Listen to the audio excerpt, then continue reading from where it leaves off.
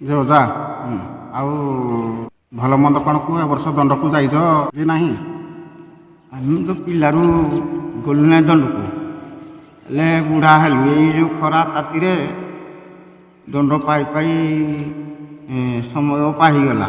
ଏପର୍ଯ୍ୟନ୍ତ କିଛି ତାର ମାପ ପାଇଲୁନି। ଫଳ କିଛି ଫଳିଲା କି ନାହିଁ? ନା କିଛି ଫଳ ପାଇଲୁନି। ଆଉ ଫଳ ପାଇଲନି, ଏତେ ଦିନ ଛୋଟରୁ ଯାଇଛ, ବୁଢ଼ା ହେଲ ଆସିକି ଫଳ କିଛି ଆପଣଙ୍କୁ କେମିତି ମିଳିଲାନି? କିଛି ଆଉ ମିଳିଲାନି ତ, କିଛି ଜାଣିପାରିଲୁନି। ଆଉ ତେଣୁକରି ଆମେ ଭଗବାନ ସବୁ ଯୁଗରେ ଦେହ ଧରି ଅବତାର ହେଉଛନ୍ତି। ଭକ୍ତମାନଙ୍କୁ ସଦ୍ଜ୍ଞାନ ସଦ୍ବୁଦ୍ଧି ଦେଇ ଷୋଳକଳା କର୍ମ ପ୍ରଦାନ କରୁଛନ୍ତି। ଆମେ ଯଦି ଭଗବାନଙ୍କ କଥାରେ ଯିବା, ଭଗବାନଙ୍କ ମୁଖ ନିଃସୃତ ବାଣୀ ଭାଗବତକୁ ପାଠ କରିବା, ତାହେଲେ ଯାଇ ଆମେ ସତ୍କର୍ମ ପଥ, ଆମେ ଫଳଟା ସତ୍ପଥରେ ଗଲେ ସତ୍କର୍ମର ଫଳଟା ଆମକୁ ମିଳିବ। ଆପଣ ଯେଉଁ ଉତ୍ତପ୍ତ ଖରାରେ ଦଣ୍ଡ କରୁଛନ୍ତି, ସେଥିରେ କିଛି ଫଳ ମିଳିବ ନାହିଁ। ସତ୍ପଥ କେଉଁଟା ମିଛ ପଥ କେଉଁଟା ଆମେ ତ କିଛି ଜାଣିପାରିଲୁନି। ଆଉ ତେଣୁକରି ସତ୍ପଥ ଯିବା ପାଇଁ ଭଗବାନଙ୍କୁ ଆଶ୍ରିତ ହେବାକୁ ପଡ଼ିବ। ଭଗବାନଙ୍କର ମୁଖ ନିଃସୃତ ବାଣୀକୁ ଶୁଣିବାକୁ ପଡ଼ିବ ବା ଶ୍ରବଣ କରିବାକୁ ପଡ଼ିବ, କୀର୍ତ୍ତନ କରିବାକୁ ପଡ଼ିବ। ଏଣୁ ଯାଇ ଆମେ ସତ୍ପଥରେ ଯାଇପାରିବା। ଭଗବାନଙ୍କ କଥା ଶୁଣିଲେ ସିନା ଆମେ ସତ୍ ବାଟଟା ପାଇବା। ଆଉ ଭଗବାନଙ୍କ କଥାରେ ନ ଯାଇ ଲୋକଙ୍କ ମତରେ ବା ଲୋକଙ୍କ କଥାରେ ଗଲେ ଆମେ ସତ୍ ବାଟଟା ପାଇବା କି? ଭଗବାନ ବୋଲି ଆମେ ପୁଣି ଜାଣିବା ଦରକାର। କେଉଁ ପ୍ରକାର ଭଗବାନ, କେତେ ପ୍ରକାର ଭଗବାନ? ହଁ, ଭଗବାନ ଅଛନ୍ତି। ଯେଉଁ ଭଗବାନ ଜୀବିତ ଦେହ ଧରି ଅବତାର ନେଉଛନ୍ତି, ତାଙ୍କ କଥାକୁ, ତାଙ୍କ ବାକ୍ୟକୁ ଆମେ ଯଦି ସ୍ମରଣ କରିବା, ଆଗ୍ରହ କରି ଶ୍ରବଣ କରିବା, ତାହେଲେ ଆମେ ଯାଇ ଠିକ୍ ସତ୍ ବାଟରେ ଯାଇପାରିବା।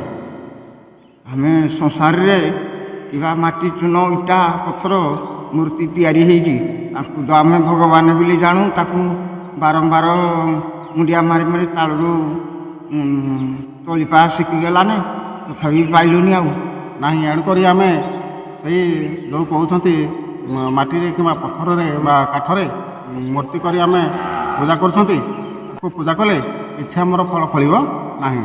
ଏଣୁକରି ଆମେ ଜୀବିତ ଭଗବାନଙ୍କୁ ଯଦି ଖୋଜି ପାଇପାରିବା, ତାହେଲେ ଆମକୁ ଜୀବିତ ଭଗବାନ ବା ଆପଣଙ୍କୁ ମୁଁ ଉଦାହରଣ ସ୍ୱରୂପ ଗୋଟେ ଦେଉଛି ନା, ଆପଣଙ୍କୁ ମୁଁ ମାଗିଲି ଅଜା ମୋର 100 ଟଙ୍କା ଦରକାର, ଆପଣ ମୋତେ ଥିଲେ ହିଁ ଦେବେ, ନଥିଲେ ମନା କରିଦେବେ। କିନ୍ତୁ ଗୋଟେ କାଠ ବା ପାଷାଣ ବା ମୂର୍ତ୍ତି ପାଖକୁ ଗଲେ ଆମକୁ କୌଣସି ଫଳ ମିଳିବନି। ଆମେ ମୁଣ୍ଡ ବାଡ଼େଇ ଦେଲେ ମଧ୍ୟ ସେ 100 ଟଙ୍କା ଆମକୁ ଦେବ ନାହିଁ। ସାଧାରଣତଃ ଭାବରେ ଆମେ ସ୍କୁଲରେ ପାଠ ପଢ଼ୁଛେ, ସ୍କୁଲରେ ଶିକ୍ଷକ ଆମକୁ ପାଠ ପଢ଼ୁଛନ୍ତି।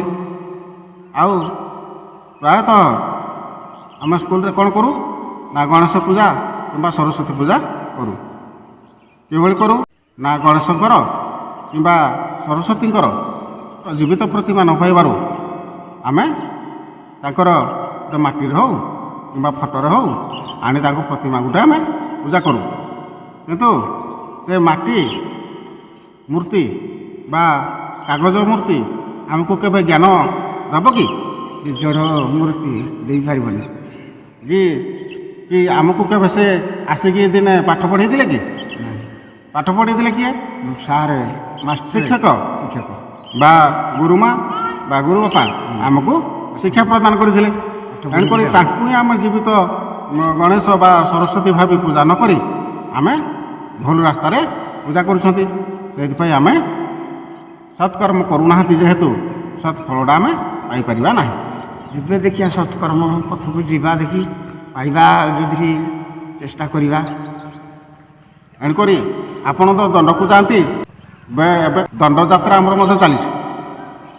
ଏଣୁକରି ଭଗବାନ ଅବତାର ପୁରୁଷ, କଳିଯୁଗର ଶ୍ରେଷ୍ଠ କଳିକୀୟ ଅବତାର ବା ଭଗବାନଙ୍କର ଅଧଶତ ପରେ ଯେଉଁ ଅବତାର ହୋଇଛନ୍ତି, କଳିକି ଅବତାର ଯେଉଁ କବିତା ଲେଖିଛନ୍ତି ବା ଯେଉଁ ଉପଦେଶ ଗୁଡ଼ିକ ଆମକୁ ଦେଇଛନ୍ତି, ତାଙ୍କ ଧାରା ଅନୁସାରେ ଗଲେ, ତାଙ୍କ ବାକ୍ୟ ଅନୁସାରେ ଗଲେ ଆମେ ଭଗବାନଙ୍କୁ ପାଇପାରିବା, ମିଛ ମାୟାରୁ ଉଦ୍ଧାର ହୋଇପାରିବା, ମିଛ କର୍ମରୁ ମଧ୍ୟ ମୁକ୍ତି ଆମକୁ ମିଳିପାରିବ।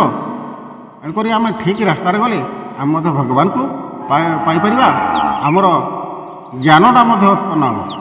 ଓଷାର କର୍ମରେ ଆପଣ ଗଲେ କହିଲେ ଆମେ ପିଲାଦିନ ଦଣ୍ଡଯାତ୍ରା କଲୁ, ହେଲେ ବୁଢ଼ା ହେଲା ପର୍ଯ୍ୟନ୍ତ ଆମେ କୌଣସି ଫଳ ପାଇଲୁନି।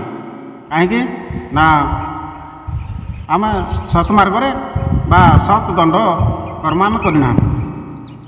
ସେଇଥିପାଇଁ ଆମକୁ ଦଣ୍ଡ କରିବାର ଫଳଟା ମିଳିଲା ନାହିଁ। କିନ୍ତୁ ଯାହା ଫଳ ମିଳିଲା ବାସ୍ତବରେ ସେହି ଫଳ ଆମକୁ ମିଳିବା କଥା ତାହା ହିଁ ମିଳିଲା। ଆମର ପୂର୍ବଜନ୍ମର କର୍ମ ଫଳ ଅନୁସାରେ ବା ସତ୍କର୍ମ ଯେତିକି କରିଥିଲେ ଆମକୁ ଦଣ୍ଡ କରି ନ ଯାଇଥିଲେ ମଧ୍ୟ ସେତିକି କର୍ମର ଫଳ ଆମକୁ ମିଳିଥାନ୍ତା। କିନ୍ତୁ ଦଣ୍ଡ କରି ଯାଇ ଅଲଗା କିଛି ଫଳ ଆମକୁ ମିଳିଲା କି? କିଛି ମିଳିଲା ନାହିଁ। କିଛି ମିଳିପାରିଲା ନାହିଁ। ସେଇଥିପାଇଁ ଭଗବାନ କଳ୍କି ଅବତାରରେ ଆମକୁ କିଛି ଶିକ୍ଷା ଦେଲେ। ସେ ଶିକ୍ଷା ଅନୁସାରେ ଯଦି ଆମେ ଯିବା ତାହେଲେ ପ୍ରକୃତ ଦଣ୍ଡ କ'ଣ ଆମେ ଜାଣିପାରିବା। ଏଣୁକରି ଏବେ ତ ଦଣ୍ଡ ଯାତ୍ରା ଚାଲିଛି, ଦଣ୍ଡ ବିଷୟରେ ଆମକୁ କିଛି ପ୍ରଶ୍ନ କରିଛନ୍ତି। ଭଗବାନ କଳ୍କି ପୁରୁଷ, ଅବତାରୀ ପୁରୁଷ, ବ୍ରାହ୍ମଣ, କବି ଆମକୁ ପ୍ରଶ୍ନ କରିଛନ୍ତି ଯେ କାହିଁକି ଦଣ୍ଡ ନାଟେ ନିର୍ଦ୍ଧୁମ ଖରାବେଳେ ବିନା ବଳଦେ ହଳ ଧରି ମନୁଷ୍ୟ ଦେହେ କ୍ଷତ କରି ମୁଣ୍ଡର କେଶେ ଧାନ ଫଳ ଆଦାୟ କଲା ପରି ରାତ୍ରକୁ ପ୍ରଥମେ ମୁକାପ ପରି କାଳିକା ପ୍ରଭା ବାହାର କରନ୍ତି। ମୁକ ପରି କଥା କହନ୍ତି ନାହିଁ, କାଳିକା ପ୍ରଭା ବାହାରନ୍ତି। କାହିଁକି ନା ଏଟା ଆପଣ ଦଣ୍ଡ କରି ଯାଇଥିଲେ, ଆପଣ ଜାଣିଥିବେ। କାହିଁକି ଦଣ୍ଡ ନାଟେ ନିର୍ଦ୍ଧୁମ ଖରାବେଳେ ବିନା ବଳଦରେ?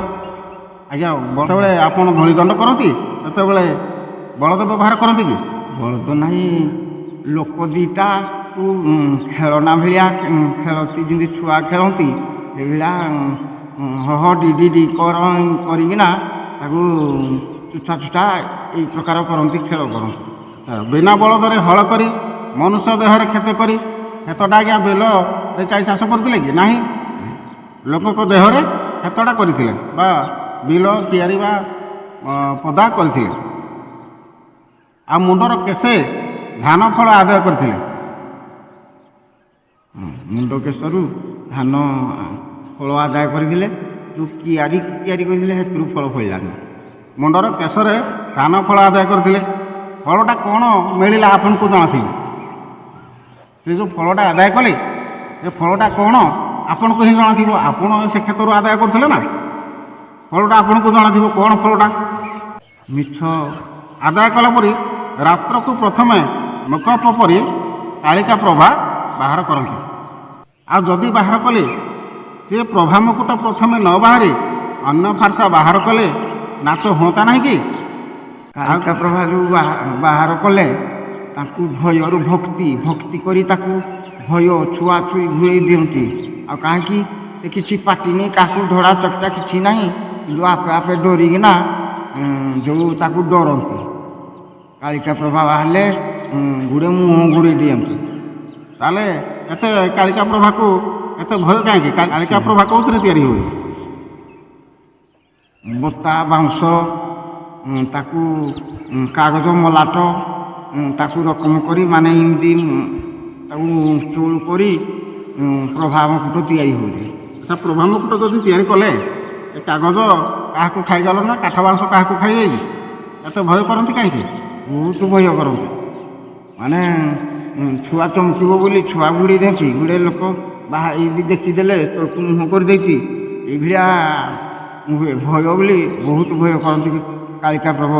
କାହିଁକି ଦଣ୍ଡ ନାଚରେ କାହାକୁ ଭୟ କରୁଛନ୍ତି? କାଳିକା ପ୍ରଭାକୁ ଡରନ୍ତି। କାହିଁକି କାଳିକା ପ୍ରଭାର କିଛି ଜୀବ, କାଳିକା ପ୍ରଭାର ଯଦି ଜୀବ ଥାଏ ତାହେଲେ ସେ କିଛି ଆକ୍ରମଣ କରିବ କି କିଛି ଆମକୁ କରିଦେଇପାରିବ। ତେଣୁକରି ତାକୁ ଆପଣ କହୁଛନ୍ତି ବତା ବାଉଁଶ କାଠ ଆଉ କାଗଜ ଏଇଥିରେ ତିଆରି, ତାହେଲେ ଆମେ ତାକୁ କାହିଁକି ଭୟ କରିବା? ଆମ ତ ମଜହବି ଲୋକ, ତାଙ୍କୁ ସମସ୍ତେ ମଜିରା ଭୟରେ ଭକ୍ତିରେ ଭୟରେ ଆତୁର ଆଉ ଭୟରେ ବହୁତ କାତର ଆଉ। ତେଣୁକରି ସେଇଥିପାଇଁ କଳ୍କି ଭଗବାନ ଆମର ଅନ୍ଧବିଶ୍ୱାସକୁ ଦୂର କରିବା ପାଇଁ, ଆମ ଦେହରୁ କୁସଂସ୍କାର ଗୁଡ଼ାକ ଛାଡ଼ିବା ପାଇଁ ସେଇଥିପାଇଁ ଆମକୁ ଗୋଟିଏ ପ୍ରଶ୍ନ କଲେ ନା, ସେ ପ୍ରଭା ମୁକୁଟ ପ୍ରଥମେ ନ ବାହାରି ଅନ୍ୟ ଫାର୍ସା ବାହାରିଲେ ହୁଅନ୍ତା ନାହିଁ କି? କାଳିକା ପ୍ରଭାଟାକୁ ଆମେ ବାହାର କରିବା ପ୍ରଥମ କାରଣ କ'ଣ? ଆମେ କିଛି ବୁଝିପାରିନୁ, ଆପଣ ଆମକୁ ଟିକେ ଏଣୁକରି ଅଜା ଆଜି ତ ଏ ପ୍ରଶ୍ନର ଉତ୍ତର ଆମେ ଦେଇପାରିବା ନାହିଁ। ଏଣୁକରି ଆମ ଦର୍ଶକ ଭାଇମାନଙ୍କୁ ଆମେ ଲାଇଭରେ ଏ ବର୍ଷ 2025 ମସିହା ପଣା ସଂକ୍ରାନ୍ତି ଦିନ ଠିକ୍ ଉତ୍ତର ଆପଣଙ୍କୁ ଆମେ ଦେଇପାରିବୁ। ହଉ ଆମେ ଅପେକ୍ଷା କଲୁ ବାବୁ। ଦର୍ଶକ ବନ୍ଧୁ, ଯଦି ଆପଣଙ୍କ ମନରେ କିଛି ଉତ୍ତର ଥାଏ ତାହେଲେ ଆମକୁ କମେଣ୍ଟ ମାଧ୍ୟମରେ ଜଣାଇବେ। ଏତିକି ଆପଣଙ୍କୁ ଅନୁରୋଧ ରହିଲା।